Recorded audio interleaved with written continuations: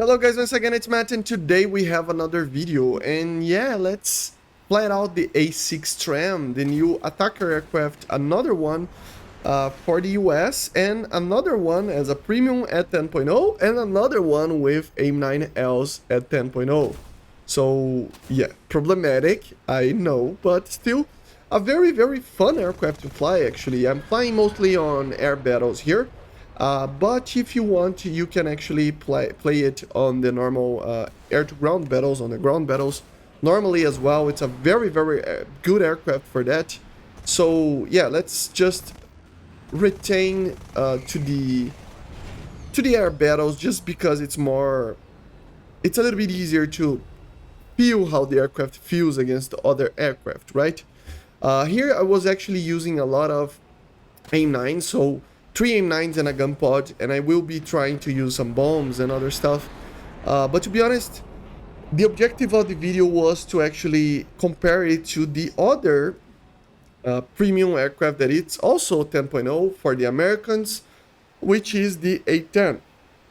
It is $10 less than this one, obviously being a rank 7 as well.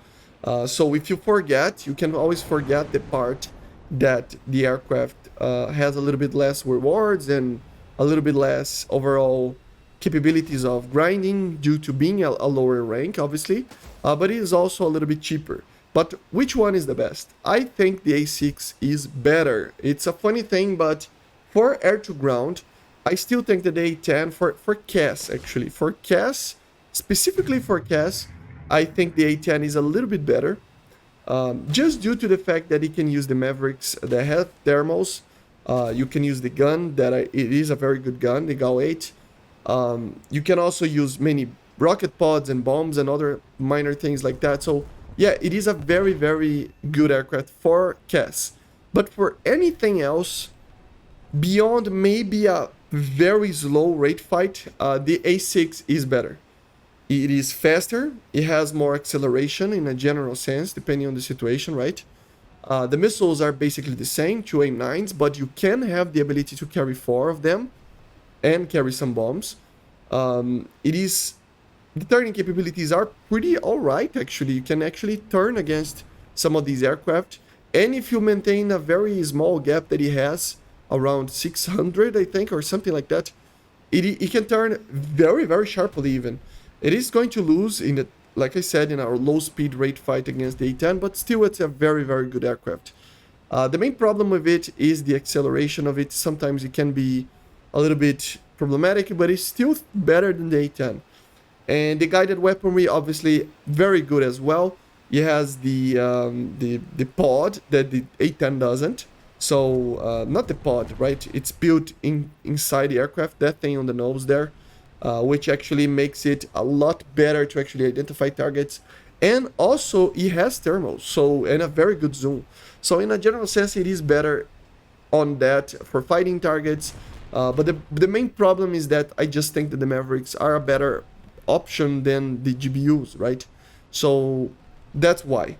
But it still can take like 9 guided bombs, so you can destroy a lot of targets. Remember, you don't have a cannon, an internal cannon, so if you want to defend yourself, you gotta waste some pylons on missiles and gun pods. But still, I mean, that kind of makes it a worse aircraft at CAS, because you still want to defend yourself. The A-10 can defend itself without having these problems, right? So yeah, problematic, right? But still, the speed, the way that it flies, everything else, I just think it's more enjoyable, easier to fly, just a very cool aircraft actually. And I was not expecting actually to like this thing. I was expecting to really dislike it. And it is very much a fun one. As you see here, I'm using the GBU 12s here, just in the air battles, just to show a little bit. Of course, always remember to turn off the delay fuse, because if not, something like this will happen. It happened a lot in this battle, that the bomb just kind of goes to the side. It kind of bounces off because it has like 1 second of delay, right? And then due to that, it just misses completely. So be aware that, of course, laser guided bombs, you need to just take the timed fused out completely. If not, it's not going to work properly, okay? But beyond that, it's a very, very good aircraft. It's just a different taste to it. It's like we have different flavors. You have the A-10, the Air Force One, and then we have the Navy one, the A-6. But they do the same thing. They just do it differently. The A-10 will be slower, more reliable as using the MatAWG sometimes, but also the A-6 has a better camera system. It is faster, easier to dodge missiles and stuff. It is just a very interesting aircraft. You can even take some flare pods together with already has 60 internal flares, but you can take more and actually use it like 960 flares. But then you're only going to be able to use the middle pylon under the fuselage to actually carry bombs, so I would not advise to use that. But still, it is an aircraft that, as I said, very much comparable to the A-10 in many ways, but I just think it's more enjoyable to fly just due to the speed. The speed is the main thing, right? And as you're going to see in the upcoming clips, it can deal with the targets, you know. The cannon pods are pretty alright. The A9Ls, I mean, they're pretty nice. I'm not the biggest fan of A9s, but still I know it's a very, very good missile that a lot of people love. So yeah, very interesting. As you see here, for example, if it was an R60, that would have been a kill. But that's why I kind of dislike the A9L. It doesn't turn that sharply very quickly, probably due to the acceleration that it takes a little bit more time, but still very, very good missile at longer ranges, as you see over here. I mean, it's a 2-kilometer shot. It's not a very long shot, but still, target is low. Just easy kill. So, yeah, very interesting, very interesting. I think, is it worth it? Buy the $70? I mean, all these $70 packs are a little bit too expensive for my taste if I was to actually use my own money. So there's that. So you have to consider that, and you have to consider your own living money that you have and stuff to actually say that if it's worth it or not. It is a price that normally other games, like for example DCS, offers for a full aircraft, like full fidelity aircraft. So is it that much worth it? I mean, I don't know. I still think that we need some kind of regional pricing, but still, it is weird, right? But is it worth it compared to the A-10? I think it is. It is way better than the A-10, in my opinion, the way that I play at least. It is going to be just a little bit more expensive, but it will give you the ability to actually just research more efficiently, even rank 8. So yeah, it's a very, very good addition. I have the rental for 30 days for this aircraft, and I will use it for the F-16s. I didn't research the American ones yet.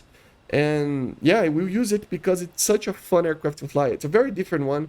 I love these different types of aircraft. If you already seen my videos about me talking about the tornadoes, right? That not a lot of people are loving the aircraft, but I just love it because it is very different. And with that, you can actually do some different types of missions, and it becomes kind of a more engaging like game, right? So yeah.